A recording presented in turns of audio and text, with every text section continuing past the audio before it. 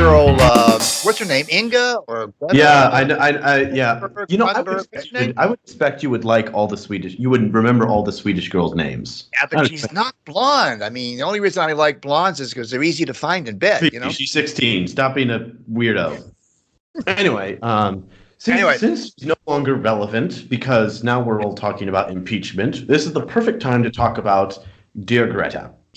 Yeah, exactly. Well, there's an interesting article in the New Republic by Ostia Wenevu, and her thesis is quite interesting. She says that Greta Thunberg, that's really how you pronounce her name, Thunberg, she's getting the attention by not getting attention. It's called the Santa Clausization of a public person. Now, nobody believes in Santa Claus, right? I mean, maybe Greta believes in Santa Claus, but maybe you believe in Santa Claus. I don't know. You believe in a lot of crazy stuff. You probably believe in Santa Claus, Mr. Pantheo Stoic. I used to believe in Santa Keep going before you say something you regret.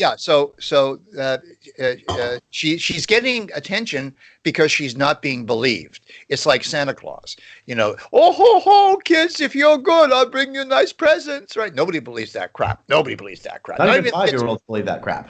Right? They don't believe that. They don't believe that. But anyway, so Greta she's been pushed, as you say, she's been pushed off the front pages. I thought she was going to be the next demon, the next crazy demon that the left has thrown up. As it turns out in this article, I didn't really know this, but it turns out, Alex, that she is not really on the side of Obama and his idea of climate change. She's really on the side of Bernie Sanders and the Marxists by saying we have to get rid of capitalism. Oh, she's been in the front pages for many, since she was, I think, 12 or maybe younger.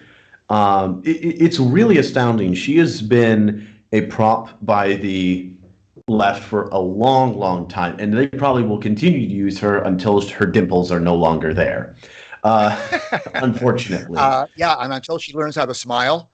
She looks angry all the time, like that crazy anti-gun nut. She actually said in her Twitter bio that she has Asperger's syndrome. She has Asperger's. Yeah. So, I mean, I don't know if that she's very well spoken. I'll give her that. She's extremely well. She's articulate. Oh yeah. Oh, she is. But this is my big problem with Greta, is that, I mean, just like the David Hogg phenomenon, it's not like there's some great scientist. She looks like David Hogg's brother. She looks like David Hogg's transsexual brother. I didn't know that. Okay, I don't want to know. But it's not like she's some great scientist that made some great breakthrough that's given a great discovery. No scientist that I know of has given any declaration that we need a Green New Deal as espoused by AOC. Why? Because to actually do that deal will emit more greenhouse gases. Mm-hmm. I mean, even by the leftist standard, it's not a good standard. But I got a question for you because, you believe in transcendent things, as do I. But she's from Sweden, which does not any longer believe in anything transcendent. So why does it matter whether or not the human race is extinguished because of climate change? Suck out all the oil, burn it all up, shred the atmosphere off the planet, make us into a charcoal briquette, right? What difference does it make to Sweden and sweet people? I've been thinking about that too. Saying environmentalists, what they really do in kindergarten and elementary, and I remember them doing this with me, is they target your love of animals because kids love animals. So, they talk about the extinction of certain animals, which does happen, has happened throughout history. Mm-hmm. And, I can understand if X animal goes extinct, then all these other animals, food sources, or, the checks and balances in the local ecosystem will be fluctuating.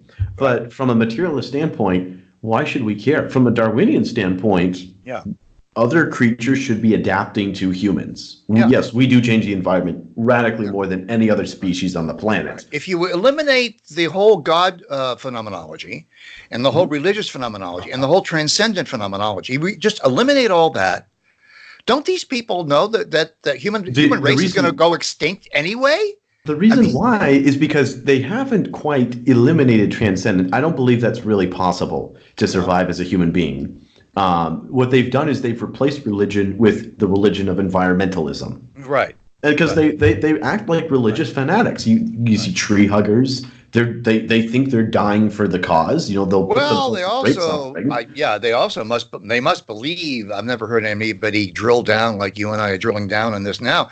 Any interviewer, I've never heard any interviewer asking little Greta whether or not she worships humanity, whether or not humanity is her god, and therefore humanity must be preserved, come hell, high water, or the death of the Pope in Rome. See, the thing about Greta, David Hogg, and all these other people is the thinkers and the intellectuals on the left.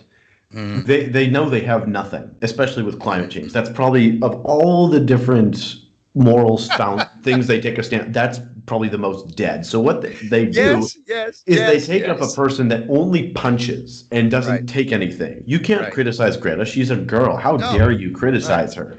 And I mean, it to a certain extent, it's very smart. It works. I mean, how can you criticize a girl who believes that the whole world's going to burn off and die? She starts every single speech with, "We are in the middle of extinction." That's how she starts every speech. I mean, to her credit, she really thinks that, and she's doing everything she can to, do, and I guess making speeches to people who already agree with her. I guess that means, I mean, when she makes a speech to Xi Jinping, when she goes to Xi Jinping or Modi from India, right. 90% of trash in the ocean comes from Asia and Africa. Mm-hmm. So what's she doing mucking around with this 10% of Europe, America? Right. Who cares? Like it's tiny. Nothing. Yep.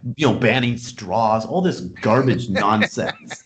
I mean, I will tweet out, Greta is the bravest person in the world. If she goes to China and tells Xi Jinping, "You are destroying humanity. Right. You need to stop your pollution. You're blah blah. You're this. You're that." If she I will, full credit to her. That was brave. Right.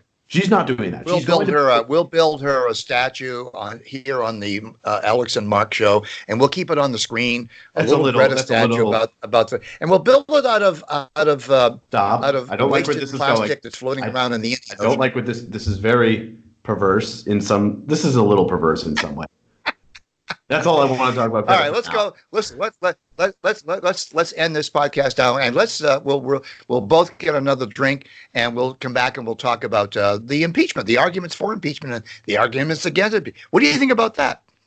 Well, thanks, fans, for sticking with us. You didn't impeach me. Make sure to keep sticking with us by sticking your money on us. So make sure to check out the links below for a monthly Patreon partner, or become a one-time PayPal donor. We'd appreciate both. We love you very much. God bless. Share. Don't forget to like, subscribe, and share. I love how I trigger Alex for his little pitch. You're so good at your little. Oh, stop it. Let's move on to impeachment. Bye-bye, Alex.